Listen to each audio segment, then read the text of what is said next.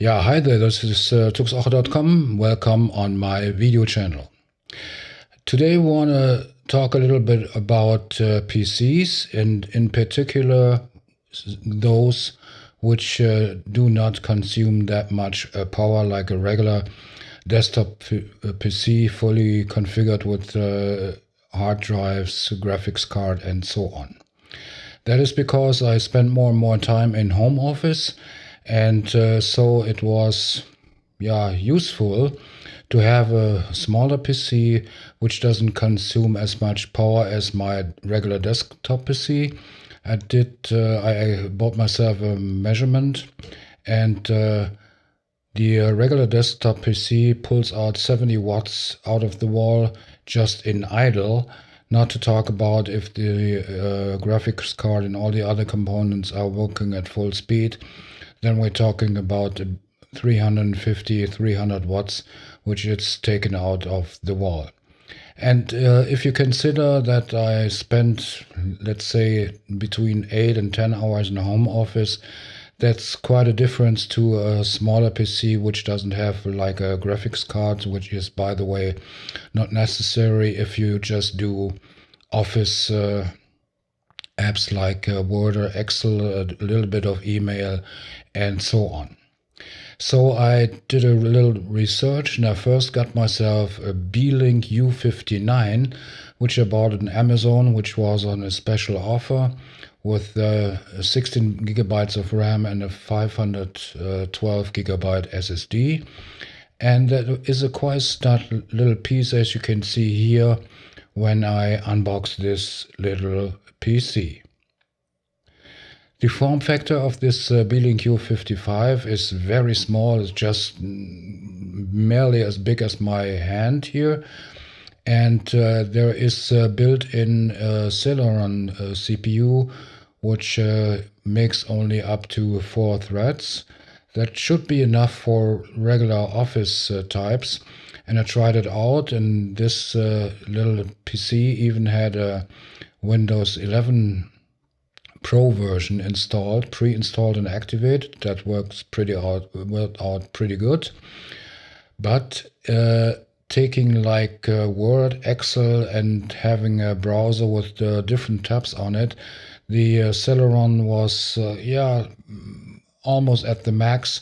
So I wasn't satisfied with this solution. But what even was more bad, that I had a hardware problem. The power knob on this unit I got at least took up to 4 or 5 times before the device would boot up the Windows 11 installation, and so I sent it back. And then I had to decide what to do next, and I decided to build a mini PC myself. And there was the question which case I should get, and my research got me to the Asrock Deskmini H470. And then I took myself go on a shopping tour, and here you can see what I got for myself to assemble and install this desktop mini PC. First of all, that is the desktop mini PC itself, and of course the proprietary CPU. In this case, it's a 10th generation i5. That I did because the difference between the i5 and the i3 was only 20 euros, and I think I could use this extra performance game, which come from 6 instead of 5 cores, pretty good. And I got myself 32 gigabyte of RAMs. That is not because of office work. I plan to use this device even for other things, so I got a little bit more RAM as I would use for just office work alone. And I also got a 1 terabyte SSD for this unit, and since the 10th generation of the CPUs only support PCI 3 instead of PCI 4, I just got a PCI 3 SSD that was good enough for this uni. Assembling is pretty easy. You just have to install the CPU and the cooler, of course, and then you drive in the chassis into the case, and that's all there is to it. And it's pretty easy, and it's done in, let's say, 15-20 minutes at the most. And then, of course, you have to install the RAM and so on, and then you can start the PC. For an operating system, of course, for home office, I used here Windows 11 Pro I installed, and this one I got it installed without an online account, but I have to cut out the network connection between the installation. I got it, so finally Windows gave up and asked me for a local account, and I did this, which is to me at least, the preferred method, but it's not that easy as you consider. A mini PC is quite handy, it's very, very small, and on the other hand, it's pretty powerful with 6 cores, 12 threads, and 32 GB of RAM. That is all I need for doing regular office work, and even if I have 3, 4, 5 Word documents open, a couple of Excel sheets and so on, that will not suffer in performance.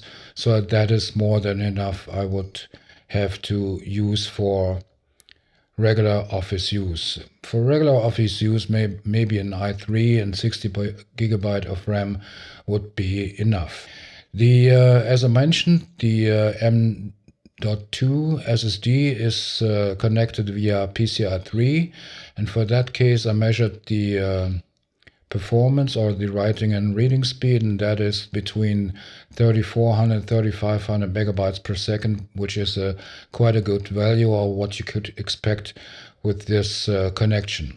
And I really don't need a PCI 4 connection with over 7000 megabytes transfer speed just for office work. And finally, I did a Cinebench test, R23, and funny enough, this little CPU, or this little PC is at least on the single core test a little bit more powerful than my Ryzen 1700X in this case. But of course, in the multi-core Cinebench, my Ryzen is a little bit better, but that is not that bad. I'm pretty satisfied with those results. Then other question is if you could use such a desktop mini PC for other apps, and so I installed just for the fun of it DaVinci Resolve, which is a video editing program. And even though I tried to use proxy files from my video clips, that wasn't good enough for the i5. The i5 was at its limit, and that you can hear on the CPU van. And by the way, maybe I have to work on the BIOS, where we get into here. That's a regular Asrock BIOS, which is pretty detailed, where you have enough settings for your CPU, for your RAM, and so on. Okay, here I want to show you the default BIOS, or it's a UEFI BIOS, especially in the newer ones from the Asrock 470. As you can see, that's a pretty normal Asrock BIOS with all the settings available, even if this is a very small STX mainboard. You can see here the OC tweaker. If you want to tweak or overclock the CPU a little bit, I didn't do that here at that point, and I leave the settings for CPU and RAM just on default. Here in the advanced tab you have the different settings for storage and so on.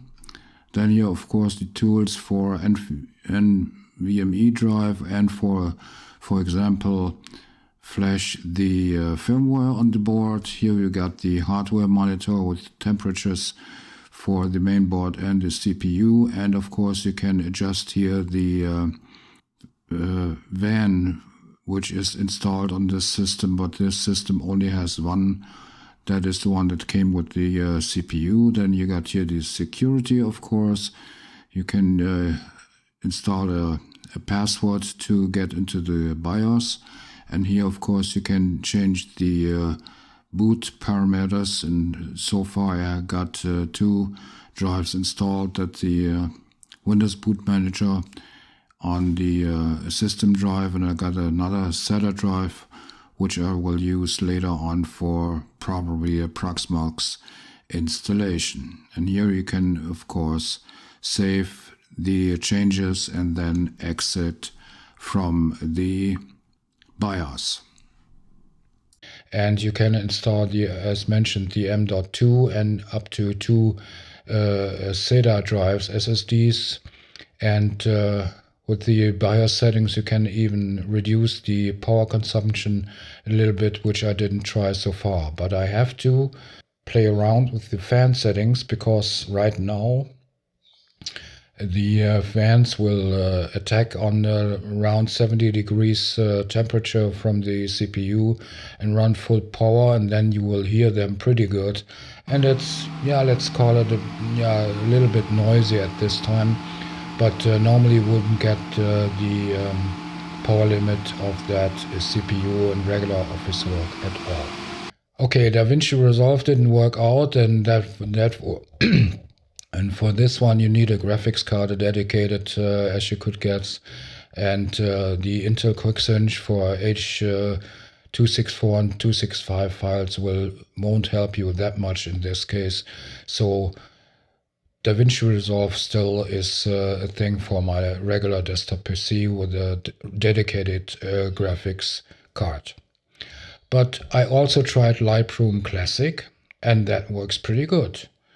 With the installed memory, maybe I wouldn't have to have 32 GB of RAM, but with that, and with the in combination with the fast SSD, Lightroom is just runs smooth, and so you can do that for image processing. And since Lightroom Classic for stills photography doesn't depend on a graphics card like video editing, you could use such a mini PC for your image processing, either in Lightroom Classic like I tried, or like, for example, Photoshop or Affinity Photo.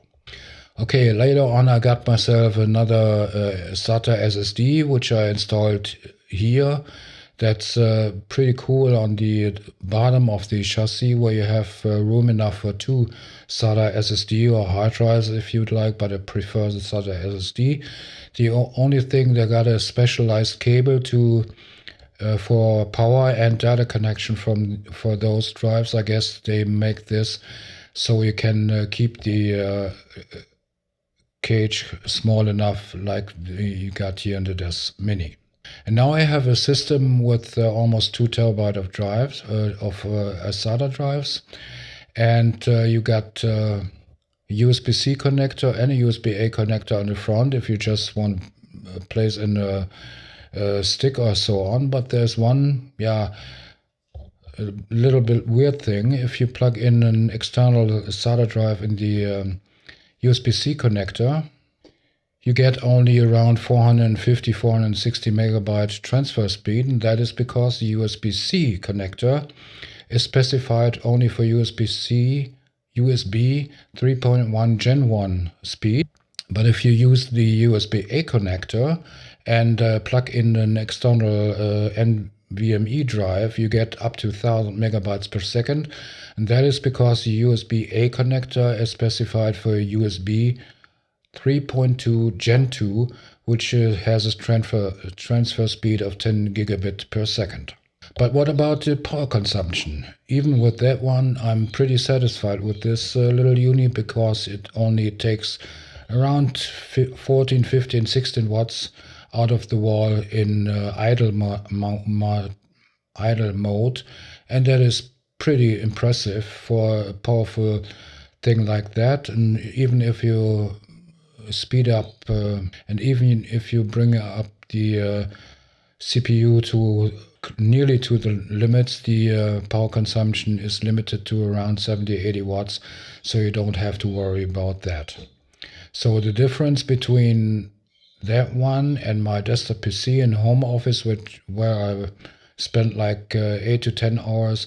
It's pretty significant, so I'm very glad about this step.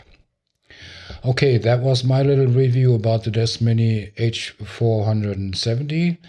There is same case for called X300 for AMD CPUs, but I personally go for the Intel CPU because most of the AMD CPUs are not available at the time. So maybe you give them a try, or you go to the H470 for the Intel. If you have any questions to this, you're welcome to place them in the comments to this video or in the comments to the corresponding blog post. And if this video was a little bit helpful to you, you might think about placing a like on the video.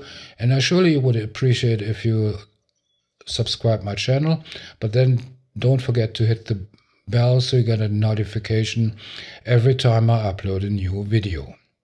Okay, that was my little review to the H470, and all I have to say till the next time, ciao, Tux Oche.